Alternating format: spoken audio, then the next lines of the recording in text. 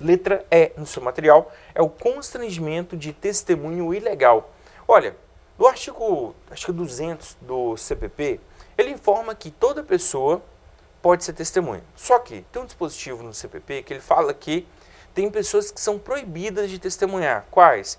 Aquelas que, por lei, ou decorrente, né, do seu mistério, do seu trabalho, ele deva guardar segredo. Então, se ele tiver o dever de guardar segredo, exemplo, o padre, outro que tem um dever de guardar segredo, né, o deputado, se ele tiver conhecimento de informações durante seu mandato ou de assuntos a ele desconfiados, não configura aí um dever de testemunhar, tá? Então, entra nessas hipóteses, beleza? Então, se em razão do seu mistério, do seu trabalho aqui, ou profissão, ele tiver que guardar segredo, ele não é obrigado a testemunhar. E se, por ameaça de prisão, com ameaça de prisão, essas pessoas que têm o dever de guardar segredo, que não são obrigadas a testemunhar, na verdade, o CPP fala que elas são proibidas de testemunhar. Se elas forem compelidas, né, constrangidas, forçadas a testemunhar, aí configura que há abuso de autoridade, beleza? Que é o chamado constrangimento de testemunho ilegal, beleza? Vamos lá, próximo aí é o interrogatório ilegal. Interrogatório é um meio de prova que eu ouço quem? Isso, muito bem. A gente vai ouvir o preso, o indiciado, o acusado aqui.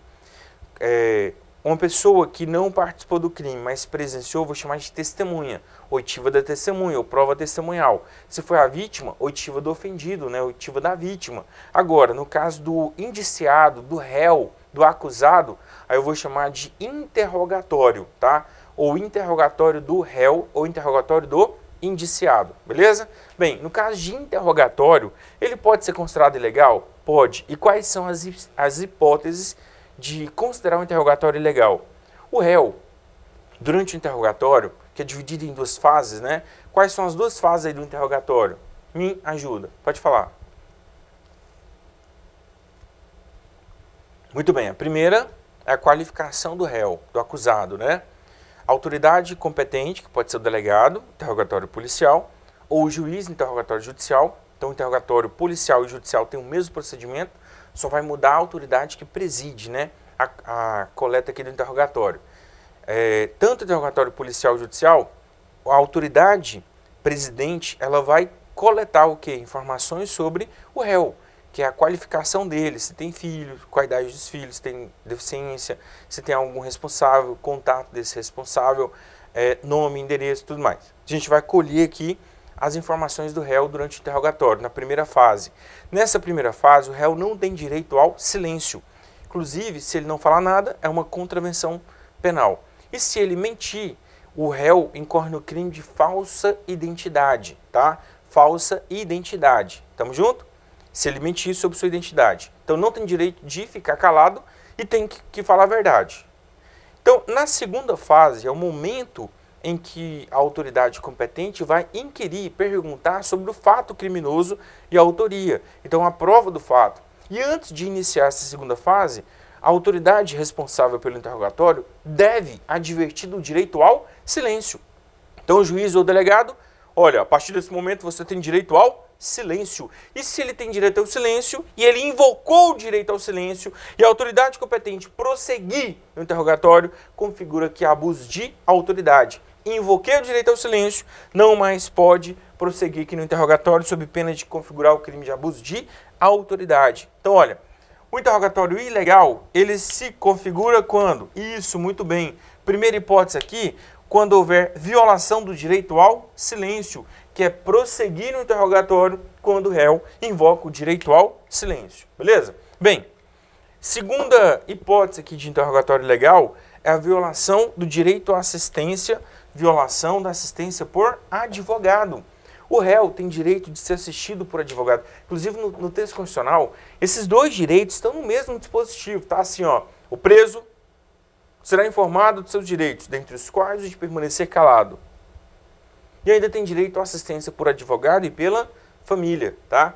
Então, se o réu aqui, o indiciado, ele acionou o advogado, a autoridade responsável pelo interrogatório deve aguardar a chegada do advogado para proceder aqui no interrogatório. Agora, se o delegado dá início, procede aqui no interrogatório, sendo que o réu pediu para ser assistido por advogado ou defensor, e ele não aguardou, aí configura o crime de abuso de autoridade, beleza?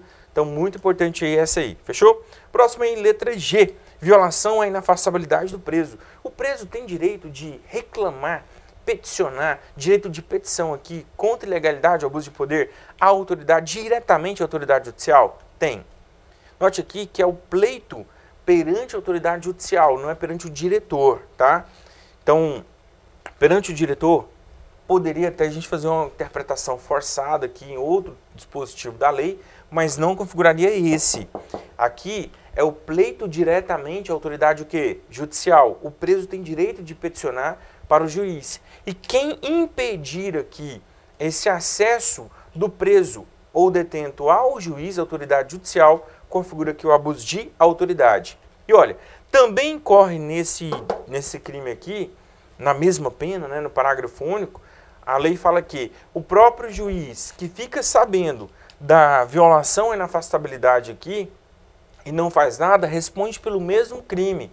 E aquela autoridade judicial que não tem competência e que não informa a autoridade, que não dá prosseguimento aqui, né, ao pleito, à autoridade competente, não encaminha a comunicação à autoridade competente, também incorre no crime aqui, tá? Então, quem vai responder? Pode ser a polícia, pode ser a polícia penal, né? Pode ser o próprio juiz ou outro juiz que não tem competência. Se o pleito chegou até ele, ele tem que direcionar o pedido aqui à autoridade competente, sob pena de incorrer aqui no crime de violação à inafastabilidade, né? O que é inafastabilidade mesmo?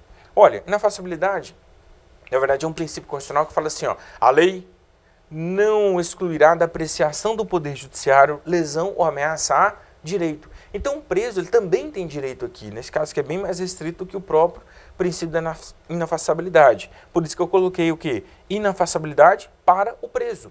O preso tem direito de peticionar ao juiz e a lei não pode impedir, muito menos os agentes responsáveis aqui por sua custódia, tá? Beleza? Próximo aí, manutenção de presos de ambos os sexos na mesma cela ou espaço de confinamento. Então, olha, é vedada a colocação de presos do mesmo sexo na mesma cela ou espaço de confinamento. Se isso ocorrer, abuso de autoridade. Já coloque aí, né? Letra H, manutenção de presos de ambos os sexos na mesma cela ou espaço de confinamento. Próximo aí, letra I, manutenção de menor e maior de idade, na mesma cela ou espaço de confinamento. Esse menor aqui é quem? Isso, muito bem, é criança, e a lei utiliza a expressão do ECA, né? Criança ou adolescente. Adolescente. Olha, muita atenção que algumas condutas aqui previstas na lei de abuso de autoridade, elas têm a mesma dicção nos crimes do ECA. Então, se as condutas aqui forem praticadas em face de criança e adolescente, aplica-se o ECA. Agora, esse aqui veio especificamente. Então, ó, lembrando aí que no ECA tem condutas bem parecidas aqui com aquelas previstas na lei de abuso de autoridade. Agora, manter criança e adolescente com maiores ou em espaço em desacordo com o estabelecido no ECA, não configura crime do ECA, configura o crime de abuso de autoridade aí, belezinha? Próximo aí, letra J, violação de domicílio. E olha, a inviolabilidade do domicílio, também chamado de sigilo domiciliar, consiste num direito, né, de todos, previsto no texto constitucional, no artigo 5º, inciso 11, que ele fala que a casa é asilo inviolável do morador, ninguém nela podendo penetrar sem o seu consentimento. Esse é o seu direito. Agora, esse direito absoluto? Não. O próprio texto constitucional, ele traz para a gente hipóteses excepcionais de violação de domicílio sem configurar ilegalidade. Quais são? Flagrante delito, ordem judicial durante o dia, né? Vamos dividir aqui, né? A qualquer hora do dia ou da noite, 24 horas. Flagrante delito, desastre ou prestar socorro. E durante o dia, por ordem judicial. Fechou? E aí, o texto constitucional para por aí. Então, se eu violar o domicílio sem estar nas hipóteses autorizadas pela Constituição Federal, pela lei aqui, configura o crime de violação de domicílio da lei de abuso de autoridade. Professor, o agente policial, ele responde por este crime e também pelo crime do artigo 150 do Código Penal, que é o crime de violação de domicílio? Não. Na verdade, antigamente, era possível, né? Inclusive tinha uma causa de aumento de pena lá se o agente era funcionário público. A própria lei de abuso de autoridade revogou essa causa de aumento de pena de lá para deixar claro. Então, violação de domicílio por qualquer pessoa é o Código Penal que será aplicado. Violação de domicílio por funcionário público, por agente público, é o crime de abuso de autoridade aqui. Fechou? Então, entrar ou permanecer sem consentimento do morador.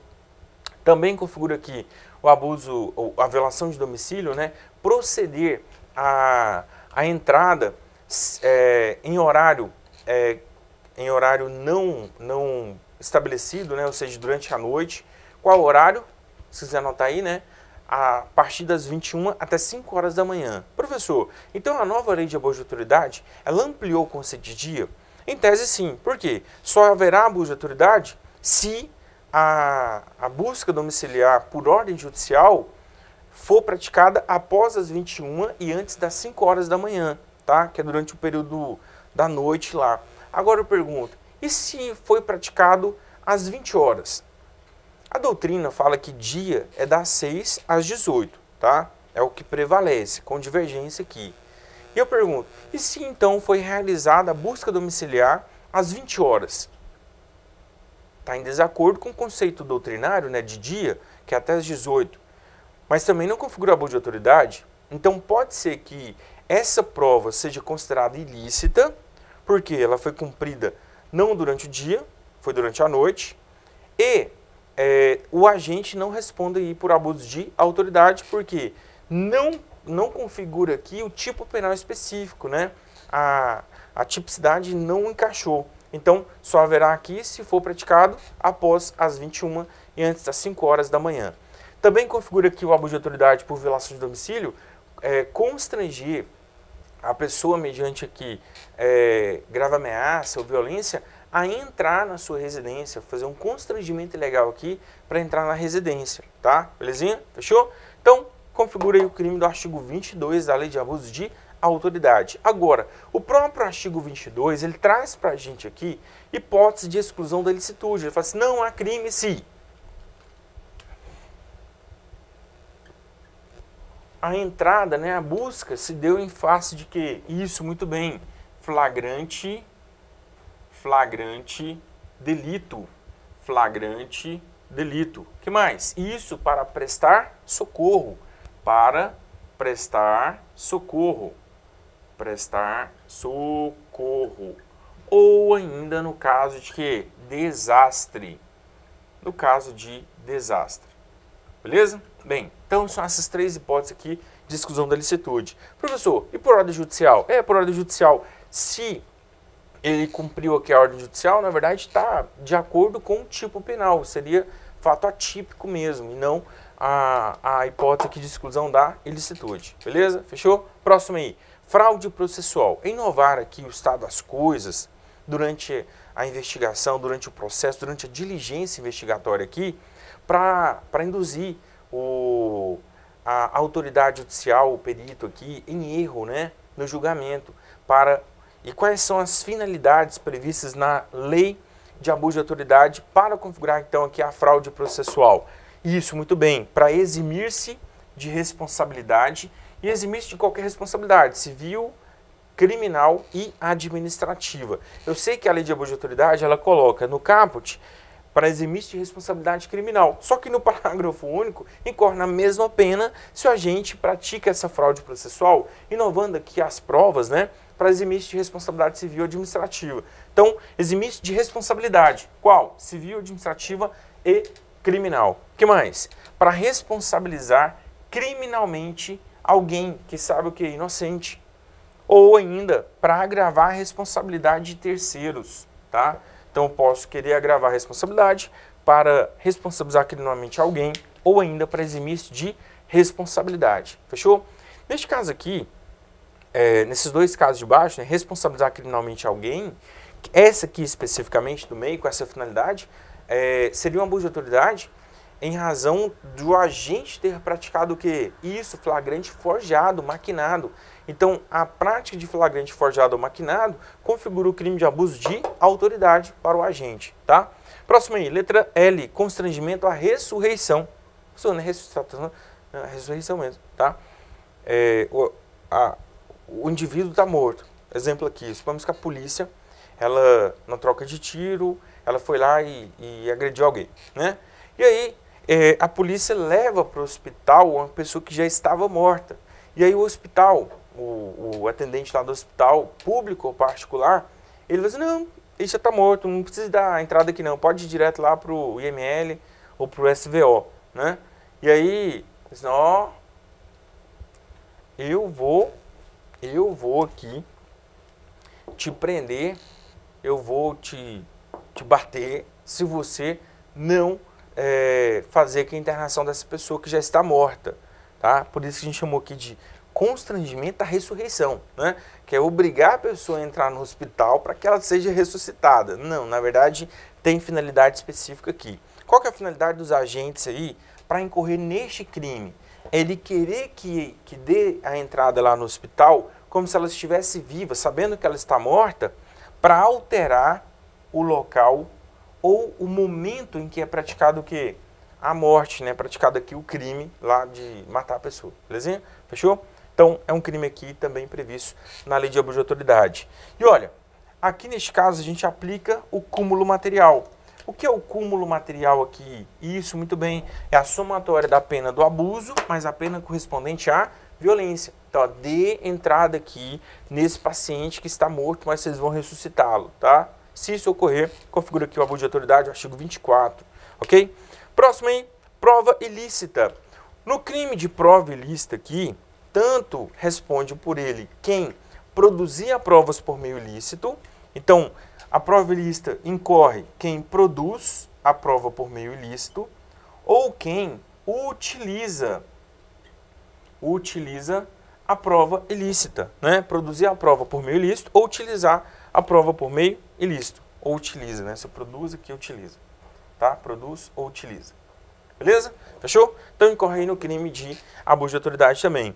Também com pena aí de 1 a 4 anos, né? Todos aqui que a gente está analisando a pena de 1 a 4 anos. Violação dos direitos da privacidade. Como assim violação dos direitos da privacidade? Lembra dos direitos da privacidade? Artigo 5º, inciso 10. São invioláveis a intimidade, vida privada, imagem e honra.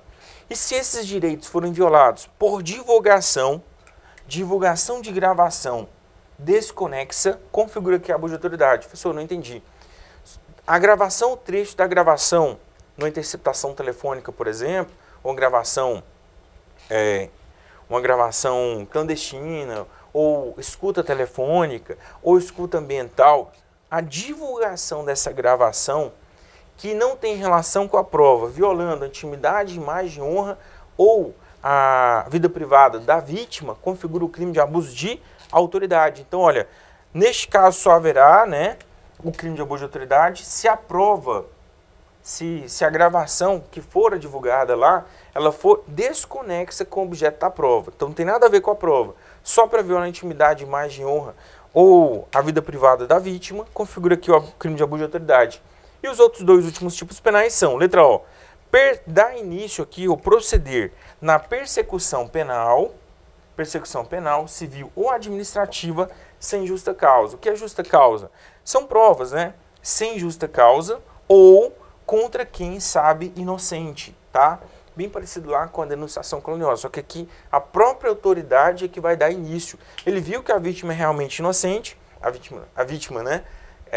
Que é o suposto autor é inocente, ele dá início lá a um procedimento como se ela fosse o quê? O acusado, o suposto autor do crime. Ou ainda sem justa causa, né? Sem indício de autoria e prova da materialidade. Também configura aqui o abuso de autoridade, previsto no artigo 30. E por fim, o último crime de abuso de autoridade, cuja pena é de 1 a 4 anos, é, letra P no seu caderno, é a constrição ilegal de ativos financeiros. Constrição ilegal de ativos financeiros. Só que o que é constrição? É constringir, né?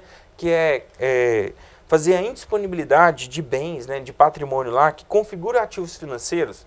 Para ser ilegal aqui essa indisponibilidade de bens,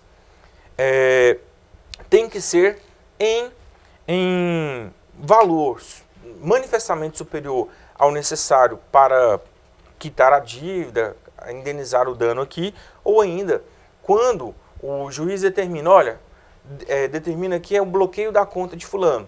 Só que na conta de fulano tem valores muito superiores ao valor que deve ser constrangido para pagar a dívida, o dano, enfim, tudo mais, a multa. E aí, o juiz é notificado pela própria vítima aqui deste crime, né? E aí ele continua com a constrição, com a indisponibilidade dos ativos financeiros. Também configura aqui o crime do artigo 36 da Lei de Abuso de Autoridade. Finalizamos então aqui a análise dos tipos penais de abuso de autoridade previstos, né, na Lei de Abuso de Autoridade, com a pena de 1 a 4 anos, então são infrações de médio potencial ofensivo. Próxima aula a gente fala sobre as infrações de menor potencial ofensivo, previstas aqui na Lei de Abuso de Autoridade. Então aguardo vocês, até mais e tchau!